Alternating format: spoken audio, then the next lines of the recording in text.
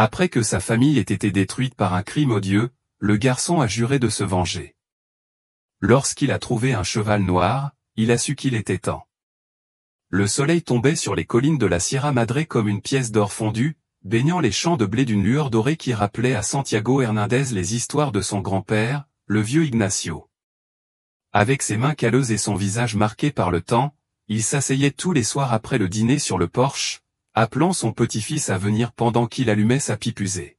« Écoute bien, mon fils, disait-il toujours, la fumée dansant entre ses mots comme des fantômes essayant de s'échapper. Notre sang porte un secret aussi vieux que ces montagnes. » Santiago écarta une mèche de ses cheveux noirs de ses yeux. Il poussa la charrue avec une force renouvelée. À 19 ans, son corps était déjà aussi fort que celui d'un homme beaucoup plus âgé, façonné par des années de travail dans le petit ranch familial.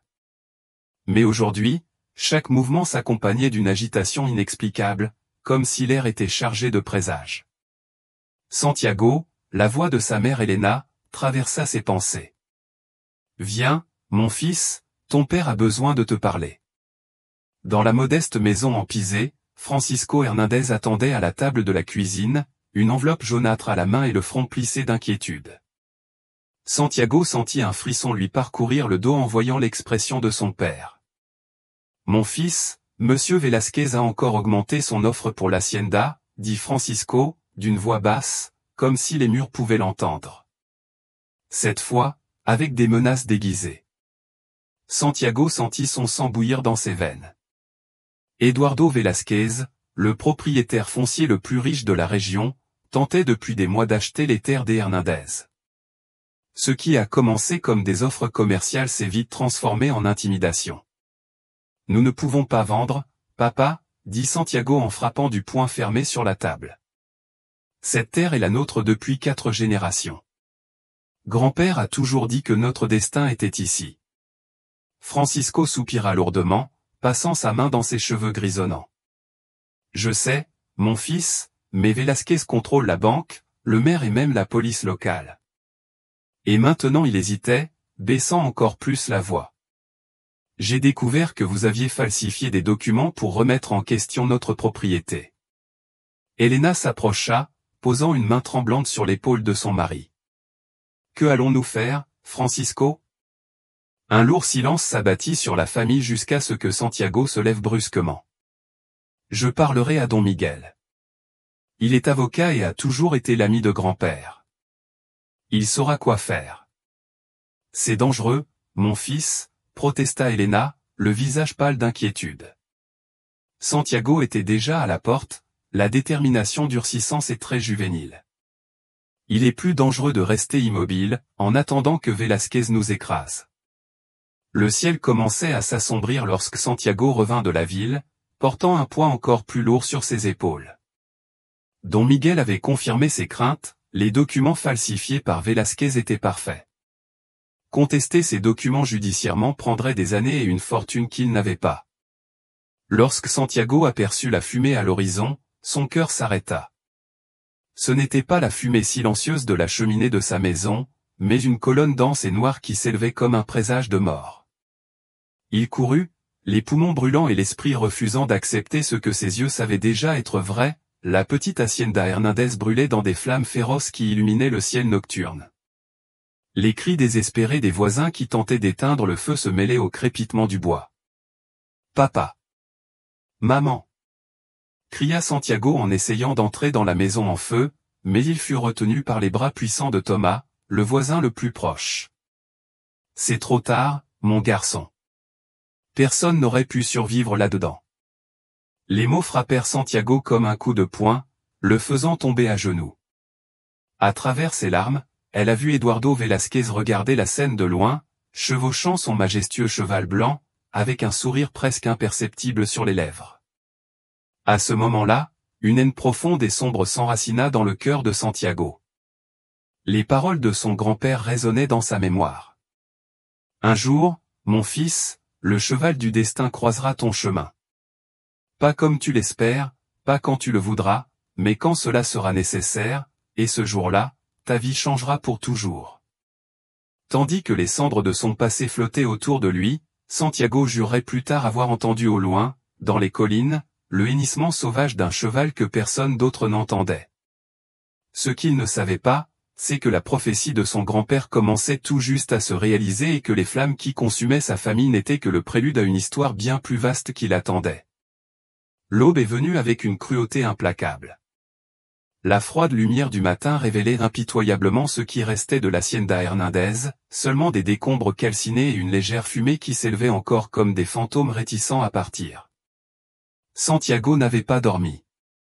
Ses yeux rouges et gonflés fixaient les restes tandis que les hommes de la ville retiraient les corps de ses parents des ruines. Le père Sébastien murmurait des prières à ses côtés, mais les paroles sacrées semblaient vides face à l'ampleur de sa perte. Ils les ont trouvés ensemble, mon fils, dit Thomas d'une voix brisée, en posant sa lourde main sur l'épaule de Santiago. Embrassés, ils n'ont pas beaucoup souffert. Un pieux mensonge qui n'a apporté aucun réconfort. Santiago savait que le feu n'offrait pas une mort miséricordieuse. L'image de ses parents essayant d'échapper aux flammes entra ses rêves pendant des années. Les funérailles ont eu lieu le même après-midi. Alors que la terre recouvrait les simples cercueils, une voiture noire s'est arrêtée sur la route à proximité. Eduardo Velázquez est descendu, vêtu d'un costume impeccable et affichant une expression de regret pratiqué. Mes plus sincères condoléances, jeune Hernández, dit-il en s'approchant à pas mesurés. Une terrible tragédie. Des accidents comme celui-ci nous rappellent la fragilité de la vie. Santiago sentit tous les muscles de son corps se contracter. Le mot « accident » dans la bouche de cet homme sonnait comme une confession déguisée. « Que faites-vous ici, monsieur Velázquez » demanda-t-il d'une voix contrôlée, chaque syllabe lourde du poids de sa colère refoulée. Le propriétaire terrien eut un sourire poli, pratiqué devant de nombreux miroirs. « Je suis venu vous proposer mon aide. Naturellement, je sais que vos parents ont laissé derrière eux des dettes considérables et que vous, désormais seul au monde, devrez recommencer. » Un murmure parcourut la petite foule rassemblée. Santiago remarqua les regards inquiets qui étaient échangés entre les personnes présentes. Ceux du pouvoir de Velázquez touchaient tous les aspects de cette communauté. « Nous n'avons pas de dette, » répondit Santiago en levant le menton. « Cette terre est payée. Elle appartient à ma famille depuis des générations. » Velázquez sourit, comme quelqu'un qui entend un enfant dire quelque chose d'adorable mais de faux. « Je crains que vous ne soyez mal informé, jeune homme. » Il fit un geste et son assistant, un homme mince nommé Ortiz, s'avança avec un dossier de documents. « Ton père a contracté des emprunts considérables auprès de moi. Malheureusement, avec sa mort prématurée. » Santiago s'avança, les poings serrés. « Mentir. Mon père ne t'aurait jamais emprunté d'argent. » Don Miguel, le vieil avocat, s'approchait avec difficulté, appuyé sur sa canne. « Faites attention, Santiago. Monsieur Velázquez a des documents signés par son père, faux. » Santiago s'est exclamé, « Les accusations sérieuses nécessitent des preuves sérieuses, jeune homme, » a répondu imperturbablement Velázquez. « Mais je comprends ta douleur. C'est pourquoi je suis prêt à être généreux. » Il a tendu une enveloppe. « Une offre pour la propriété, assez d'argent pour que vous puissiez commencer une nouvelle vie loin d'ici. Considérez cela comme un geste de bonne volonté à la mémoire de vos parents. » Santiago regarda l'enveloppe comme si elle contenait du poison. Le père Sébastien s'approcha, posant une main sur son épaule. « Santiago, mon fils, parfois nous devons accepter ce que nous ne pouvons pas changer. Ta mère voudrait que tu passes à autre chose. » Le père a raison, ajouta doucement Velázquez. Elena a toujours été une femme sensée. Francisco, en revanche. Il laissa la phrase en suspens, l'insulte volait flottant comme de la fumée. Quelque chose s'est cassé à l'intérieur de Santiago. D'un mouvement rapide, il attrapa l'enveloppe et la déchira en morceaux qui se dispersèrent comme des confettis sur la terre fraîchement creusée. « Tu paieras ce que tu as fait, Velázquez, je le jure sur les os de mes parents. » Un lourd silence s'abattit sur le cimetière. Le visage de l'écuyer se durcit, son visage cordial s'abaissant momentanément pour révéler le serpent en dessous. « J'ai des témoins de ta menace, mon garçon, dit-il, sa voix étant désormais froide comme un rasoir. Le chagrin ne justifie pas un comportement criminel. Il se tourna vers les personnes présentes. Vous l'avez tous entendu. Si quelque chose m'arrive, vous savez à qui s'en prendre. Velasquez ajusta sa cravate et fit signe à Ortiz. Vous avez 2 jours pour quitter la propriété. Après cela, j'enverrai les autorités. Avec un dernier regard méprisant, il ajouta, ne me fais pas passer pour le méchant. Santiago, ton père a pris de mauvaises décisions. Je ne propose que les conséquences. 3 jours plus tard, Santiago observa de loin les hommes de Velasquez ériger de nouvelles clôtures autour de ce qui avait été sa maison, son héritage, son avenir. La justice locale avait rapidement validé les faux documents. Don Miguel expliqua avec un regret sincère dans ses yeux fatigués que se battre serait inutile. Le juge appartient à Velasquez, comme presque tout dans cette région, a déclaré le vieil avocat. Tu ferais mieux d'accepter de l'argent et de partir, mon fils. J'ai un neveu à Valence qui pourrait te proposer un travail. Mais Santiago a refusé. Il ne pouvait pas partir. Quelque chose le liait à cette terre, quelque chose au-delà du désir de vengeance qui lui brûlait la poitrine. Les paroles de son grand-père résonnaient dans son esprit, chaque jour plus vives. Mais dans la ville, Santiago a trouvé plus de portes fermées que de portes ouvertes. La peur de Velasquez était comme une peste silencieuse qui infectait même les vieux amis. Ils lui ont refusé du travail, ils lui ont refusé un logement avec des regards détournés et des excuses murmurées. Je peux te laisser rester dans la grange pendant quelques nuits, mais pas plus, proposa Thomas en regardant nerveusement autour de lui. J'ai une famille, Santiago, tu comprends. Une semaine s'est transformée en 2 en un mois. Santiago a survécu grâce à des faveurs de moins en moins nombreuses et à des petits boulots payés avec de la nourriture plutôt qu'avec de l'argent.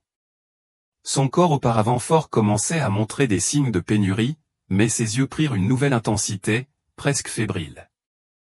Chaque nuit, il observait de loin l'ancien domaine de sa famille, qui fait désormais partie de l'empire de Velasquez. Il observait les lumières, les mouvements des contremaîtres, il mémorisait des routines. Il n'avait pas de plan clair, seulement la certitude qu'un jour il récupérerait ce qui lui revenait de droit. Par une nuit particulièrement froide, alors qu'il dormait recroquevillé entre des bottes de foin dans la grange d'un agriculteur qui avait eu pitié de lui, Santiago se réveilla en sursaut. Un rêve vivant s'est rapidement évanoui, mais a laissé une forte impression. Son grand-père Ignacio, monté sur un immense cheval noir, l'appelait du côté des collines, celles qui, selon les anciens de la région, étaient habitées par des esprits.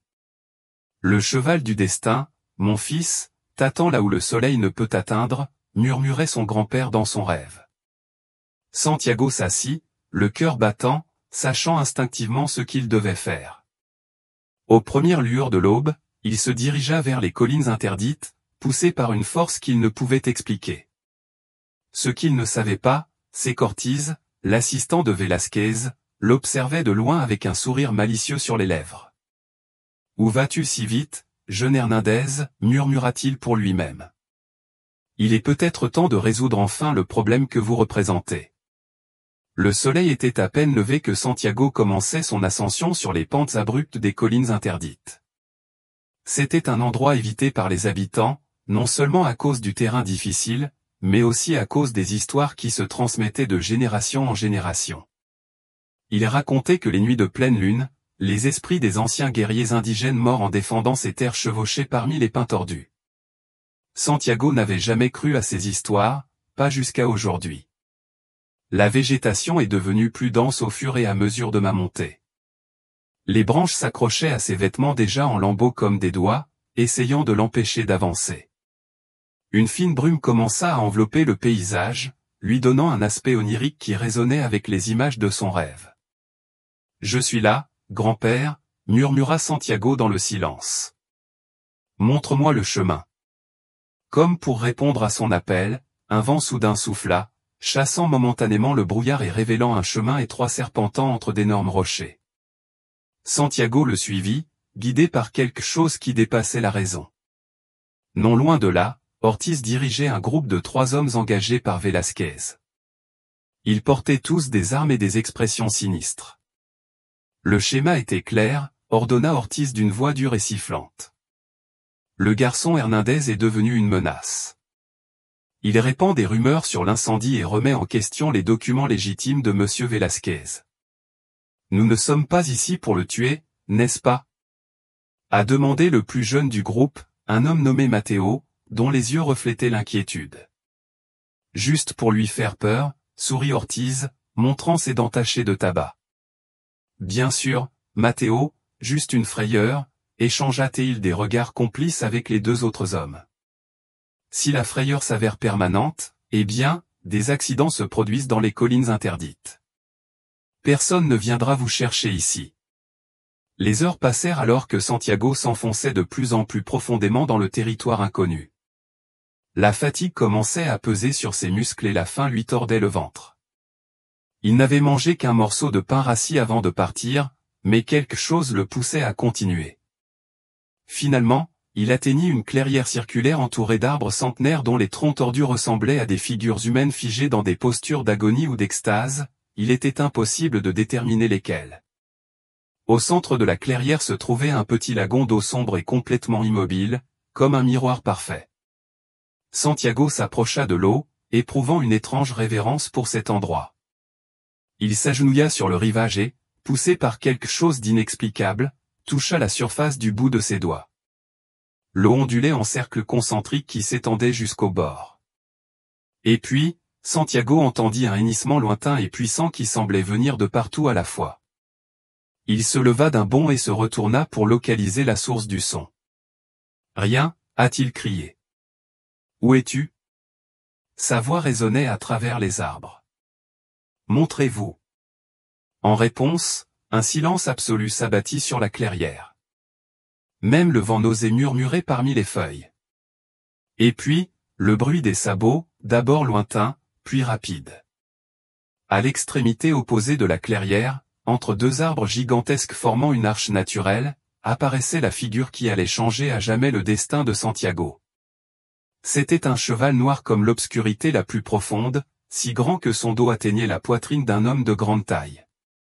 Sa fourrure brillait de reflets bleutés sous la lumière filtrée par le brouillard et ses yeux. Santiago recula presque lorsqu'il réalisa. Ses yeux étaient d'un ambre profond, presque doré, d'une intelligence inquiétante. L'animal restait immobile, observant Santiago avec une intensité inquiétante. Il n'avait ni chaise ni aucune marque de domestication, c'était un être complètement sauvage, dégageant une puissance et une liberté primitives qui faisaient vibrer quelque chose à l'intérieur de Santiago. « Est-ce que tu » murmura-t-il en faisant un pas hésitant vers l'animal. « Le cheval du destin » Comme s'il comprenait, le cheval pencha légèrement la tête. Santiago fit un pas, puis un autre, tendant lentement la main. « Je ne vais pas te faire de mal » promit-il, se sentant ridicule d'avoir parlé à un animal, mais incapable de retenir ses mots. « Je suis seul comme toi, persécuté, sans abri. » Le cheval restait immobile, le regardant. Alors que Santiago n'était plus qu'à 2 pas, l'animal se cabra soudain avec férocité. Le jeune homme recula, effrayé, mais ne s'enfuit pas. « Je comprends ta peur, dit-il, gardant sa voix calme malgré son cœur battant. Je ne fais pas facilement confiance non plus. Pas plus. » Lentement, le cheval abaissa ses pattes avant, observant toujours Santiago avec ses yeux d'une intelligence troublante. Le jeune homme tendit à nouveau la main, la laissant cette fois suspendue en l'air, une offre silencieuse. C'est à ce moment-là que le rugissement d'un coup de feu résonna dans la clairière. Santiago chancela sur le côté, sentant la balle passer dangereusement près. Près de son oreille, le cheval noir hennissait en direction du cheval en armure, se cabrant à nouveau. « Ça y est !» cria la voix d'Ortiz. « Ne le laisse pas s'échapper. » 4 silhouettes sortirent de la forêt, les armes pointées. Santiago reconnut immédiatement Ortiz et sentit le sang se glacer dans ses veines. Il n'était pas difficile de deviner pourquoi ils étaient là. « Quelle coïncidence de te trouver ici, jeune Hernandez !» se moqua Ortiz en s'approchant prudemment. « Si loin de la civilisation, tant d'accidents peuvent survenir dans ces collines. » Santiago regarda rapidement autour de lui, cherchant une issue de secours. J'étais coincé. Le seul chemin ouvert était vers la lagune et il n'offrait aucune issue. Velasquez les a envoyés pour me tuer, dit-il, non pas comme une question, mais comme une certitude. Pour faire taire la vérité sur ce qu'il a fait avec mes parents. Ortiz haussa les épaules, un sourire cruel aux lèvres. La vérité est un concept tellement subjectif, n'est-ce pas? La vérité de Monsieur Velasquez est la seule qui compte dans ces pays. Les hommes avancèrent lentement, formant un demi-cercle qui fit reculer Santiago, vers la lagune. Leurs visages étaient des masques de détermination cruelle, à l'exception du plus jeune, Matteo, dont les yeux trahissaient l'incertitude. C'est un meurtre, dit Matteo avec hésitation. Ce n'est pas ce que tu m'as promis. Tais-toi et fais ton travail, a répondu Ortiz sans quitter Santiago des yeux. Ou tu préfères expliquer au patron pourquoi tu as échoué. Santiago continuait de reculer, sentant le bord de la lagune juste derrière ses talons. Le cheval noir était allé jusqu'à l'orée de la clairière, mais non, il n'avait pas pris la fuite. Il observa la scène avec une attention presque surnaturelle. Tu n'es pas obligé de faire ça, essaya Santiago, sachant que ses paroles étaient inutiles. Tout le monde dans le village sait que Velasquez est un meurtrier. S'il me tue, cela ne fera que le confirmer. Personne ne saura que nous étions ici, a répondu Ortiz. Les collines interdites gardent leur secret. Il a levé l'arme, la pointant directement sur la poitrine de Santiago, et c'est alors que c'est arrivé. Avec un hennissement assourdissant qui sembla ébranler la terre même, le cheval noir se lança à une vitesse impressionnante contre le groupe. Les hommes, surpris, se sont retournés trop tard. L'animal a chargé Ortiz avec une force brutale, le jetant contre un arbre d'un coup sec. Les autres hommes tirèrent en panique, mais le cheval se déplaçait avec une agilité surnaturelle, impossible à égaler. Au milieu du chaos, Santiago a vu une opportunité. Il courut dans la direction opposée, cherchant la protection des arbres. Une balle lui effleura le bras, ouvrant une coupure peu profonde qui brûlait comme du feu. Il ignora la douleur et continua à courir. Attrapez-les, lui crièrent-ils en s'approchant rapidement. Il savait qu'il ne pouvait pas dépasser les hommes bien nourris, ses forces s'affaiblissant à chaque pas, des mois de privation faisant des ravages.